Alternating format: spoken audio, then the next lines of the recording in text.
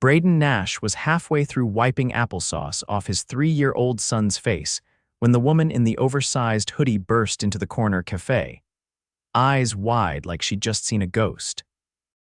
She didn't look like she belonged here. Her shoes were too clean, her hands too smooth, and her hoodie was a few sizes too big to be hers.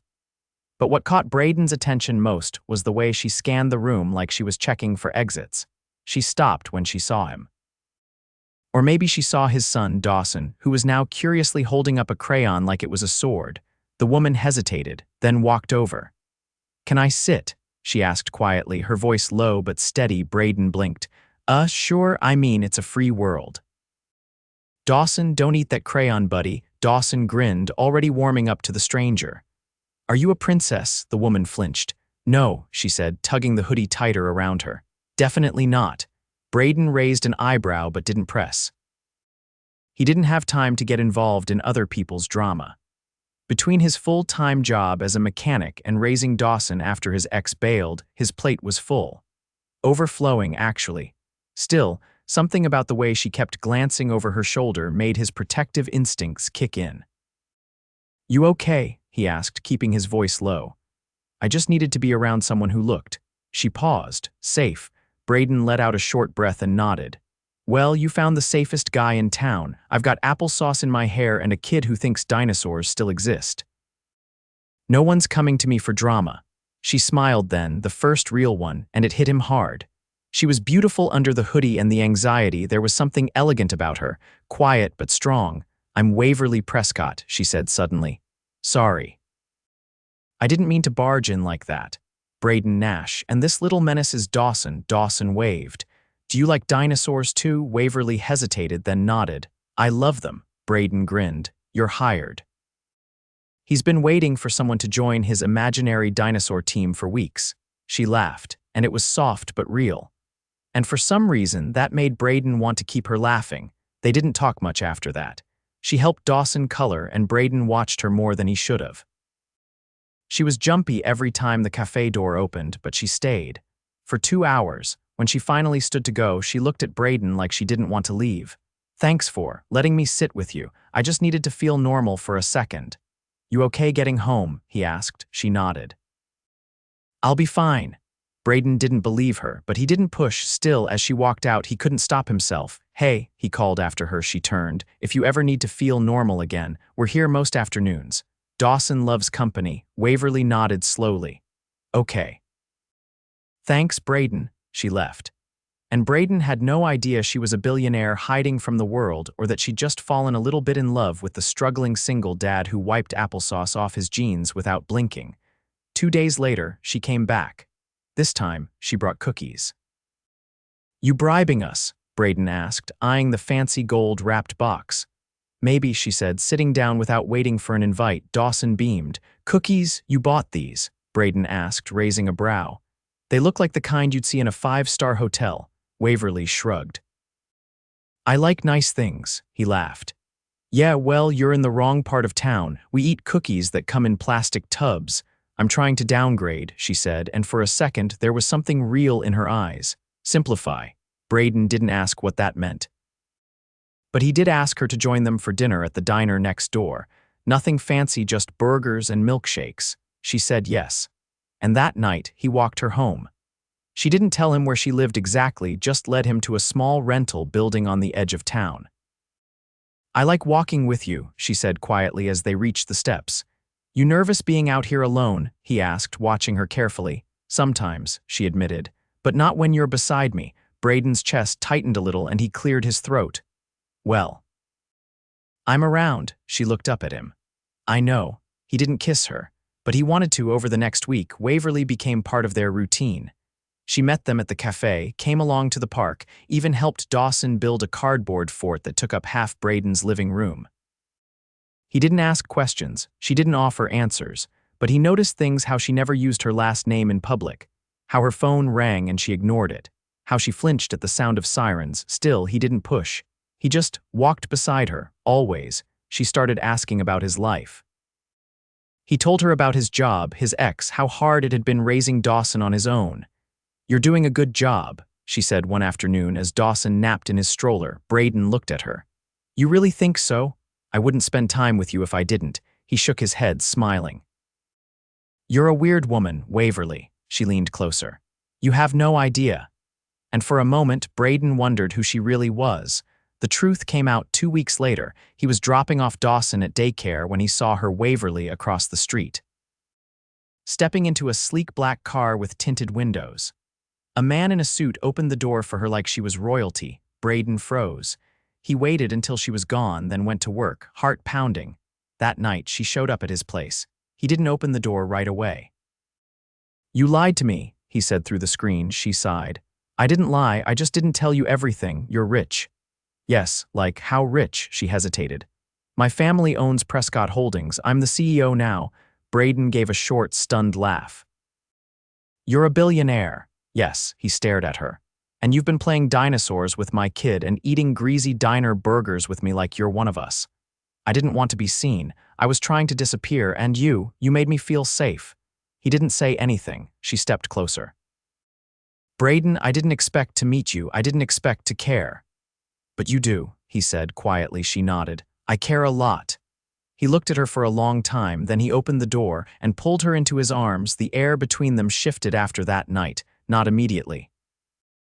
Not in loud declarations or sudden kisses, but in subtler ways. How Waverly stood a little closer, how Brayden watched her with a new kind of caution. He didn't treat her differently, not exactly, but the boundary between their worlds had been drawn, and now they were both staring at it. She showed up the next afternoon with Dawson's favorite picture book tucked under her arm and a pair of muddy sneakers that looked like they'd been earned, not purchased. Her hair was pulled back, her coat too thin for the wind, but she didn't seem to notice the cold. Brayden opened the door and stepped aside without a word. Once inside, she crouched down and handed the book to Dawson, who grabbed it with a cheer and ran off to the corner of the room where his blanket fort still stood, slightly lopsided. Waverly stood slowly, her eyes meeting Brayden's. He leaned against the counter, arms crossed, his expression unreadable. I wasn't running, she said. He didn't answer right away. His gaze flicked to her shoes. You walked here, he asked. She nodded. That's 3 miles. I needed the air. He studied her a moment before letting out a slow breath. You didn't come in a car with a driver. No, you left your security detail behind. She hesitated. They don't know where I am. Brayden pushed off the counter. You ditching them to come hang out with my kid and read books. I'm not ditching anyone, she said, her voice steady. I'm choosing. He ran a hand through his hair.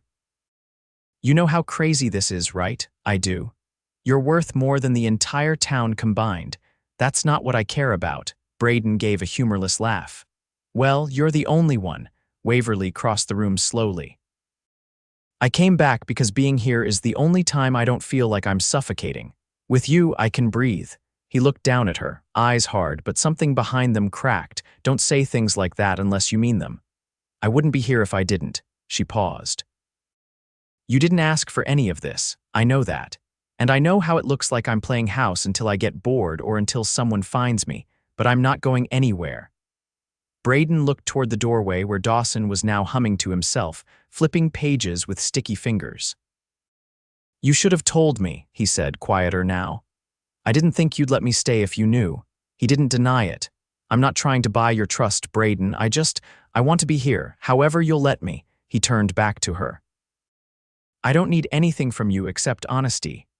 You have it, she said. He nodded once, slowly. All right. That night, she stayed for dinner. They sat around the small table, Dawson between them, messy and loud and completely unaware of the storm brewing in the adult world. Brayden made chili too spicy, as it turned out, and Waverly didn't complain once, even as her eyes watered and she reached for her water glass 3 times. Okay, chili monster, Brayden said, wiping Dawson's face for the 3rd time. Time for bath. I'll get it ready, Waverly offered, already standing. Brayden watched her disappear down the hall like she'd done it 100 times before. Like she belonged here. Later, after Dawson was asleep, they sat on the worn couch in silence. Waverly glanced at him. I've never had this before. He looked at her. Normalcy, quiet, someone who looks at me and doesn't see a press release. Brayden gave a small nod. It's a nice break from your world. It's not just a break. She turned toward him. I don't want to go back. You can't hide forever, he said gently. I'm not hiding. Her voice was firm. I'm choosing a different life, he frowned. You're the CEO of a global empire. That doesn't just disappear. I didn't ask to be born into it. I didn't ask to be paraded in magazines or have board members who treat me like a trophy. Brayden's voice was quiet. You don't have to convince me. She leaned back, staring at the ceiling. I walked away from a deal worth billions last week. They're still calling. My father's attorney left me 8 voicemails. I haven't answered any of them. Brayden turned toward her. What are you planning to do? I don't know, but I know I'm not going back to being someone I hate. He watched her for a long moment. What if they come looking? They already are. Waverly. Let me stay a little longer, she said, her voice barely above a whisper. Please. He didn't answer with words. Instead, he reached over and pulled the blanket off the back of the couch, tossing it over her legs. She looked down at it, then at him. That's a yes. That's a don't freeze on my couch, he said. Eyes warm despite the sharp edge in his voice. She smiled. He didn't smile back, but he didn't move away either. By the next morning, she was still there, not in his bed, not in his arms. Just curled on the couch, Dawson's dinosaur tucked under her chin like it belonged to her. Brayden stood in the doorway and watched her sleep. The world would come crashing down eventually. He knew that. But for now, in the quiet before dawn, he let himself believe that maybe, just maybe, he could hold on to her a little longer. And maybe she'd let him. Brayden was elbow-deep in motor oil when the first sign of trouble came. He didn't hear the black car glide up to the edge of the garage lot, but he felt the shift in the air before he even looked up. The sharp click of polished shoes on gravel, the scent of some expensive cologne that didn't belong in this town. Then a voice measured, precise. Mr. Nash. Brayden wiped his hands on a rag slowly, glancing up. 2 men in tailored coats stood by the hood of an idling sedan, their gazes flat and assessing.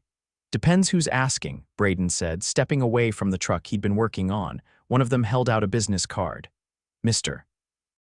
Prescott would like a word regarding his daughter. Brayden didn't take the card. She's not here. The man's expression didn't shift. We're aware, but she's been seen with you, repeatedly. Brayden narrowed his eyes. She's not a missing person. She's free to spend time with whoever she wants. The second man, younger but colder, stepped forward slightly. You may want to reconsider your tone. This isn't a neighborhood dispute. You're interfering with a high-profile disappearance. She's not missing. She's breathing easier than she has in years. That's not something you get to interrupt. The men exchanged a glance before the older one spoke again. Mr. Prescott is prepared to make this easier for everyone. Quiet, clean, no press. But if it continues, we won't be the last ones knocking. Brayden crossed his arms. You threatening me? We're offering you an opportunity. Step aside before this becomes public. Brayden stared at them. You tell Mr. Prescott I'm not interested in playing middleman.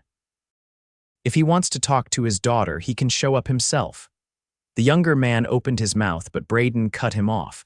And if either of you come near my son, we'll have a different kind of conversation. He didn't wait for a reply. He turned and walked back into the garage. The sound of the car pulling away was the only answer he needed. That night, Waverly showed up at his place without knocking. Her coat was zipped high, her hands shoved deep into her pockets.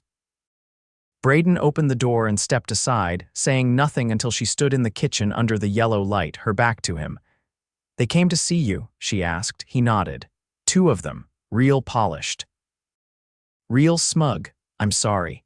You don't have to apologize for them. I do, she said, turning to face him. They're mine, that world is mine, and I dragged you into it. Brayden leaned against the counter.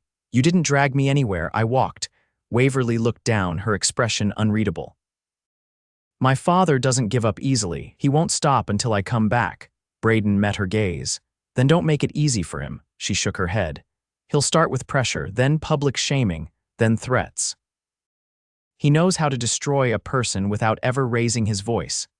I've been through worse, Brayden said. I know, she whispered. He stepped closer. You scared? Not for me. Then who? You and Dawson. Brayden's jaw tightened. We're not fragile, Waverly. You didn't break anything coming into our lives. She looked up at him, eyes shining. I don't want to be the reason someone hurts you. He reached out and took her hand. Then don't run, stay and let's deal with this together. Her voice cracked. He'll come himself. He always does when he wants to make a point. Brayden didn't flinch. Good, I've got a few points of my own. Waverly didn't sleep on the couch that night. She stayed with Dawson until he drifted off, then returned to the living room and curled up beside Brayden as if she didn't know how to be anywhere else. He didn't ask her what tomorrow would bring. He just held her hand while the storm gathered outside. The next morning, it arrived. Brayden opened the shop early, expecting a quiet start. Instead, he found a man in a dove gray overcoat standing by the office door, flanked by the same two suits from the day before. Waverly's father. He looked nothing like her, his features sharp, his eyes cold beneath steel gray brows. He didn't offer a greeting, just looked at Brayden like he was a stain on his cuff. "You're the mechanic," he said simply. Brayden glanced at the men behind him. "And you're the father who sends threats instead of phone calls." Prescott's mouth twitched, not in amusement. "I came to see the man who thinks he can offer my daughter something better than the life she was born into. I'm not offering her anything. She's making her own choice." Prescott stepped forward. "She doesn't know what she's doing. She's emotional, confused." Brayden folded his arms. "She's clearer than anyone I've met." Prescott's voice dropped. "She's my only child, my company's future, and she's being influenced by someone who doesn't understand what's at stake." "I understand just fine. She wants peace. You want control." Prescott's gaze hardened. "She's not staying here. She already has." The two men behind him shifted, but he held up a hand. "I could bury you," Prescott said quietly. "Financially, legally, I have the means." Brayden didn't blink. "Then do it, but she's not going back with you." Prescott studied him for a long moment. Then, with a sharp turn of his coat, he walked out. The others followed, silent as shadows. Waverly was waiting by the garage door. She hadn't spoken during the entire exchange, hadn't tried to stop it. But her eyes met Brayden's when it ended, and she stepped forward. "He won't let this go," she said. "I know. I don't want to put you through this." "You didn't put me through anything," Brayden said. "I walked in with my eyes open. I was raised to believe that love was conditional, that it could be bought or revoked." "But you," she stopped herself, breath trembling. "You don't flinch, even when it gets ugly." Brayden reached for her hand. "It doesn't scare me, you don't scare me." She pressed her forehead to his. "I don't know how this ends. We decide that, no one else." That night she didn't leave. And Brayden knew something had shifted again, not just in her, but in him. Because for the first time since his life had derailed 3 years ago, he wasn't just surviving. He was fighting for something worth keeping. The letter arrived on a Thursday. It was hand-delivered by a courier in a navy coat who didn't wait for a response before disappearing down the steps. Brayden stared at the thick envelope in his hand, his name typed in precise serif font. Inside, there was no greeting, no warmth. Just a formal draft of a non-disclosure agreement and a check, a real one, for $5 million. Waverly found him standing in the kitchen, the envelope open and the check untouched on the counter. He didn't look up when she walked in. "He thinks this ends with a signature," Brayden said. Waverly's eyes swept over the letter. "He's trying to buy your silence. He's trying to erase you from my life like none of this happened." Her voice was steady. "He never understood that people don't work that way." Brayden turned to her. "What do you want me to do with it? You already know the answer." He nodded once, then picked up the check and tore it clean down the middle. He dropped the pieces into the sink, turned on the faucet, and let the ink bleed out until there was nothing left but wet paper and a quiet sort of relief. Later that afternoon, Brayden drove Waverly to a small house on the edge of town. It was a pale blue place with a wraparound porch and a for sale sign half buried in snow. She glanced at him as they pulled into the driveway. "You thinking of flipping real estate now?" she asked lightly.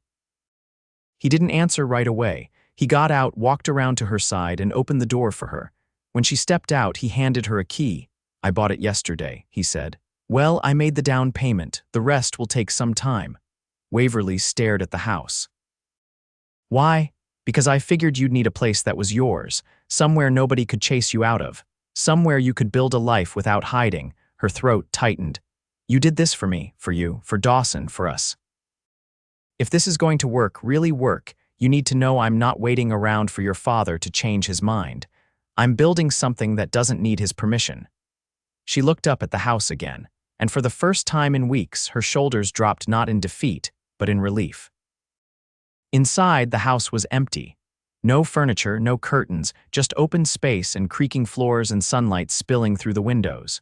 Waverly walked through slowly, her footsteps echoing. "This is the first place I've ever been where no one expected anything from me," she said quietly. Brayden leaned against the doorframe. "You get to decide what it becomes," she turned to him. "I want it to be home." That night, they didn't go back to the apartment. They brought Dawson over, wrapped in his favorite blanket, and let him pick which bedroom would be his. He chose the one with the big window and the crooked closet door. They ordered pizza, ate it on the floor, and fell asleep in the living room with Dawson curled between them and the scent of cardboard and tomato sauce lingering in the air. The next morning, Waverly woke early. She slipped out of the house and returned an hour later with paint samples, curtain swatches, and an armful of groceries. Brayden raised an eyebrow when he saw the bags. She shrugged. "If I'm staying, I'm contributing." They spent the weekend painting walls, fixing squeaky hinges, and clearing out weeds from the overgrown backyard. Waverly didn't complain once, not even when she scraped her palm trying to pull up a stubborn root. Brayden bandaged her hand without a word, but his touch lingered a little longer than necessary. That night, after Dawson had fallen asleep upstairs, Brayden found her in the kitchen rinsing off paintbrushes. "You're good at this," he said. She smiled without looking up. "At cleaning, at staying," she turned, water dripping from her fingers. "I didn't know I could be." He stepped closer. "You make this place feel full, like it was waiting for you. I used to think I had to earn love by being useful, by being perfect. But you never asked me to prove anything. I don't need perfect, I need real." She reached for his hand. "Then this is real, all of it." He kissed her then. It wasn't rushed, it wasn't hesitant, it was the kind of kiss that felt inevitable. The kind of kiss that said everything they hadn't spoken aloud. When they pulled apart, she rested her forehead against his. "I'm not afraid anymore," she whispered. He wrapped his arms around her. "Good, because I'm not letting you go." They didn't talk about her family again after that. There was nothing left to say.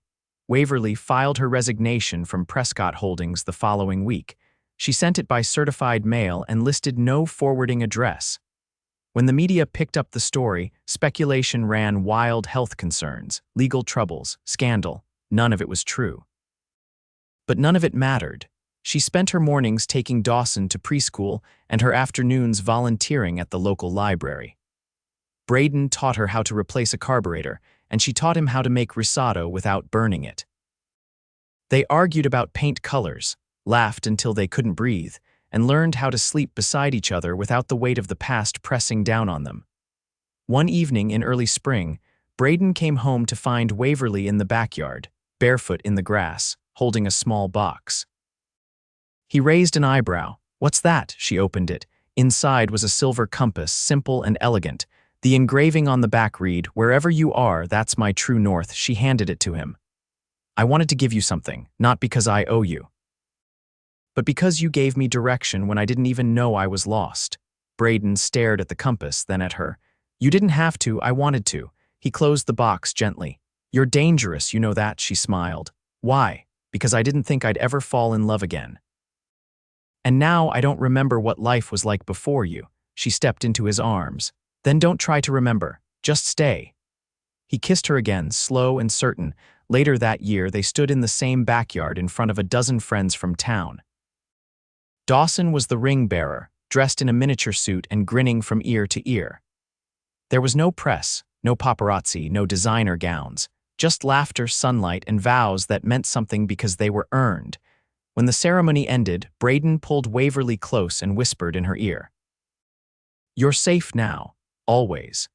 And Waverly, once hidden behind power and fear, finally let herself believe it, because the man who'd walked beside her when she had nothing was the same man standing beside her now with everything. 2 months after the wedding, the house on the edge of town no longer echoed with emptiness. There was no press, no paparazzi, no designer gowns, just laughter, sunlight, and vows that meant something because they were earned. When the ceremony ended, Brayden pulled Waverly close and whispered in her ear, "You're safe now, always." And Waverly, once hidden behind power and fear, finally let herself believe it, because the man who'd walked beside her when she had nothing was the same man standing beside her now with everything. 2 months after the wedding, the house on the edge of town no longer echoed with emptiness. There were fingerprints on the windows, family photos on the mantel, and an entire hallway lined with uneven crayon drawings that Dawson insisted were masterpieces. The backyard had become a small jungle of tomato plants and wildflowers. Waverly had taken to gardening with a vengeance, claiming she needed to see things grow with her own hands. Brayden stood on the front porch barefoot, coffee in hand, watching her kneel in the dirt beside a row of stubborn basil. She wore a faded t-shirt and jeans with a tear at the pocket, her hair tied up in a loose knot, skin sun-kissed and streaked with soil. "You're turning into a farm girl," Brayden said, sipping his coffee. "I'll take that as praise," she replied without turning. "This basil's more stubborn than your truck's transmission." "I resent that. You'd better." "This thing hasn't budged in a week." Brayden walked down the steps and crouched beside her. "You know you don't have to do this." "I know, but I want to." She brushed her hands off on her thighs and turned to him. "It's strange, isn't it, how quickly everything can feel?" Settled, he looked at her. "Is that a bad thing?" "No, it's just something I never thought I'd have, not like this." He reached out, tucking a loose strand of hair behind her ear. "You earned it." She leaned into his touch. "There's something I want to tell you." Brayden raised an eyebrow. "Okay. I've been talking to a friend in town. She runs the women's shelter over on Fairview. They need help grant writing, fundraising, someone who understands how to navigate red tape without getting paper cuts." He nodded slowly. "You want to work with them? I already started." "Volunteering for now, but it feels right." Brayden smiled. "That's good. You don't need anyone's permission." She tilted her head. "I wasn't asking for it. I know. I just like hearing your voice when you talk about things that matter." She laughed and stood, dusting off her knees. "I'm also going to need a bigger garden. I promised the kids I'd teach them how to plant their own herbs." He stood beside her. "We'll build more beds. Even if I turn the whole yard into a jungle." He looked at her hand, still caked with dirt, and took it in his. "Even then." Later that afternoon, Brayden drove Dawson to a birthday party across town. Waverly stayed behind, sorting through a stack of donation paperwork on the kitchen table. The house was quiet, sun filtering through the curtains, the air filled with the scent of fresh basil she'd finally managed to tame. She was focused, scribbling notes in the margins of a grant draft when a knock came at the front door. She opened it cautiously, but relaxed as soon as she saw who stood on the other side. It was Marion, the owner of the diner down the road. She held a small box wrapped in brown paper and string. "This came to the restaurant," Marion said. "Figured it was yours." Courier must have gotten the addresses mixed up. Waverly thanked her and took the box inside.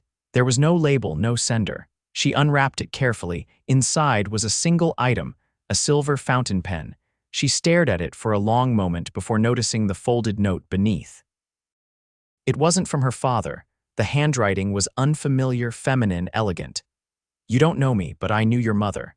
She used to write letters with this pen, real ones, handwritten, when she needed to remember who she was. I thought you might want it back." "She would have wanted you to have it." There was no signature. Waverly sat down and held the pen in her palm like it was made of something far more delicate. She hadn't spoken about her mother in years. The woman had passed when Waverly was 16, long before she'd been expected to wear heels and inherit an empire. Her memory had been buried under business meetings and cold boardroom stares, but now Waverly could remember her.